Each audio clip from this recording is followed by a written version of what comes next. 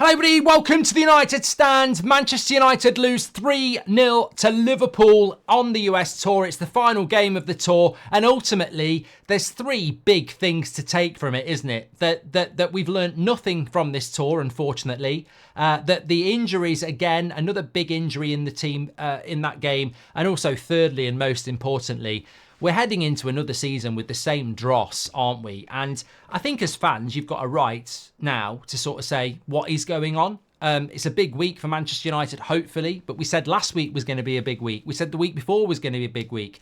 Bottom line is, De Ligt and Ugarte and Mazraoui have been waiting to come to Manchester United for weeks. And what are Man United waiting for? You know, we need to see from Sir Jim Ratcliffe something different to what we saw from Arnold and Woodward and Murta. And at the moment, we're not. We're not seeing anything different. We're still seeing Victor Lindelof and Harry Maguire at centre-back. We've still got Casemiro holding a midfielder, passing to the opposition, too slow to follow his runners. We've still got Jadon Sancho in the team, and we didn't think we were going to see him. Wan-Bissaka's still here. You know, Christian Eriksen's still here. Scott McTominay's still here. The same players are still at this football club playing games for Manchester United, less than 2 weeks away from Fulham. And not enough players have been brought in.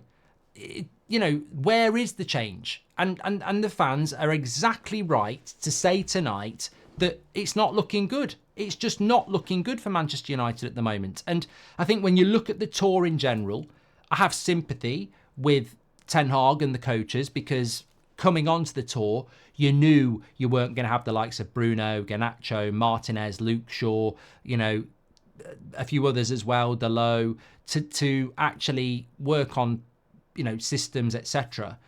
And there has been the injuries to Yoro and Rasmus, who would be two key players that you'd want to work with at least on the tour, and they've not been available. But when you watch that Liverpool game, it was like watching Man United last season, and not against good teams. I mean, literally against any old team. You know, deep defensive line, the attack's trying to press, they play through the press, the midfield is just wide open, and you're conceding chances. And it's just so obvious. Like, you cannot play football with the players that we've got. You've got to dismantle that team, and until we dismantle it, we will struggle. And you can't get blood out of stone, and you're not going to get a good performance out of Manchester United with those set of players that we're using at the moment, because we already know what to expect from Casemiro at the moment. We already know what to expect from Lindelof and Wan-Bissaka and Scott McTominay and Christian Eriksen and even Jadon Sancho. You know what you're going to expect, and unfortunately, it ain't going to be good enough. Whatever you think about those players individually, we already know the weaknesses and we already know the inconsistencies. And inconsistency is the problem at Manchester United, and consistency is the cure. So we need to bring better players in. They've got to get active this week. I don't know what we're doing. Letting De Ligt and Ugarte and Mazraoui wait whilst we negotiate. Don't we have the money? I don't know. But look, Wan-Bissaka's got to go to West Ham. McTominay's got to go to Fulham. And we've got to start making changes. Because if we're watching Manchester United next season with some of the players that we've seen on this tour, the senior players who need selling, then we're going to be in for a very, very long season.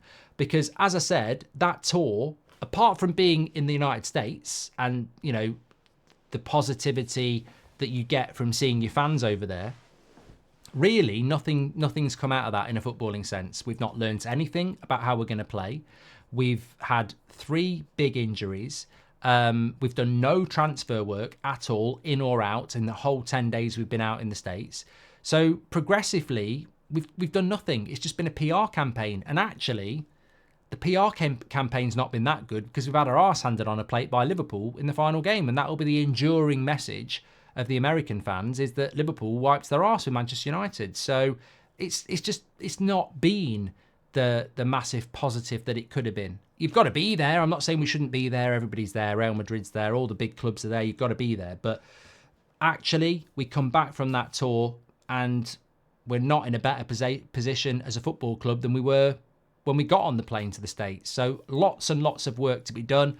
I think, again, just to mention the injuries, I'd love to say it was bad luck, but for the last year, it feels like every week we play a game, whether it's pre-season or not, we seem to pick up a major injury every week. And that has to be something that's going fundamentally wrong in the fitness department. And it must be very frustrating as a coach, because some people would say, well, Ten Hag works the players too hard.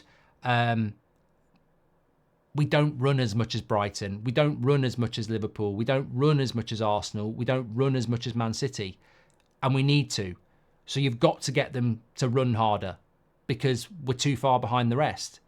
If they're breaking down, then we need to get rid of those players because they clearly can't do it, or there's something going wrong with the fitness. But, you know, to have 3 major injuries in just over a week, and I guarantee no other football club, whether it's Chelsea, Man City, Liverpool, Arsenal, have they picked up any injuries on their tour? We picked up 3. So fundamentally, nothing is changing at Manchester United at the moment. Like, we're not selling enough players. We're not buying enough players.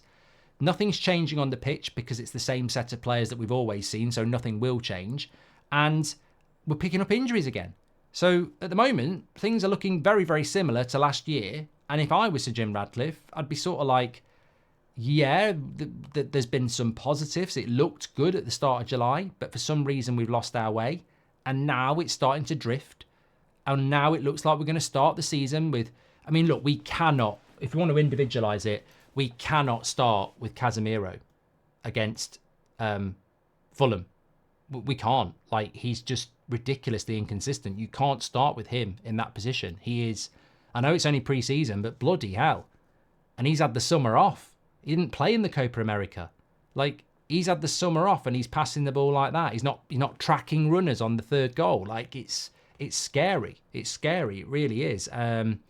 There's just so much wrong with that team. And I think that if we don't bring some players in this week, I know we've got some good players to come back. That's a positive, you know. As we said, Delo, Martinez, Luke Shaw, Mainu, Bruno, Garnacho. There are Xerxes obviously going to be part of that as well. So we've got some good players to come back, but we need some good signings this week. We desperately do, because I'm not massively worried about Man City, but you know, you get your arse handed on a plate in that game and it will be damaging. I know it's pre-season, but you get beat 5 or 6-0 in a Community Shield game, that does get taken notice of, and Ten Hag will know that. So it's a big week for Manchester United, absolutely massive. Positives for me, well, look, player ratings from the first half. I'm not going to rank the second half. Onana, probably a 5. Distribution wasn't good. I think he could have done better on the 3rd goal where he palmed it out. Wan-Bissaka, again, I think he was at fault on a couple of the goals. Probably give him a 5. Lindelof and Evans, probably 5s. Amas, I'd probably give him a 7. Yes, he made mistakes, but he's 17 years of age. I think he's one of the positives, and I think we've got to protect, nurture, and give him a boost. Collier, probably a 6, again, for the same reasons. Yes, there was mistakes, but, you know, a young player who wants the ball and, you know, had a good shot, and I think he's had a good tour. Casemiro, 5. Who played? Mount, probably a 5, if I'm being honest. Was a little bit better on the left wing, but what's he doing on the left wing so that McTominay and Sancho can play central? If I'm Mason Mount, I'm sort of like, Bruno's not even here. Mainu's not even here. And I'm out on the left wing in the second half, so Sancho and McTominay can play central. I mean, I don't really get what's going on with Mason Mount still. Ahmad's probably a 6 today. Rashford probably a 6. I thought they did okay in the first half. And probably a 6.5 for Rashford, if I'm being fair. I thought he was quite lively. Sancho, 5 for me. Bit better in the second half, but invisible in the first half. And yeah, I mean, I'm not going to give people from the second half anything, but I think in general across the tour, Ahmad, Collier and Amas would be positives, and that's it. That's it for a whole tour. So, yeah, but look, we've got to get busy.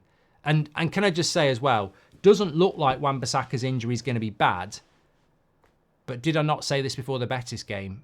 What the fuck are we doing playing a player for 90 minutes who we're trying to sell to West Ham? I mean... it's baffling. It's baffling what's going on with our fitness department. It really is. Anyway, get your comments in below. Smash a like on the video. And I'll speak to you on the morning show where hopefully we're going to start doing some transfer business, because I tell you what, that's been a very, very, very depressing tour. Thank you very much. Take care.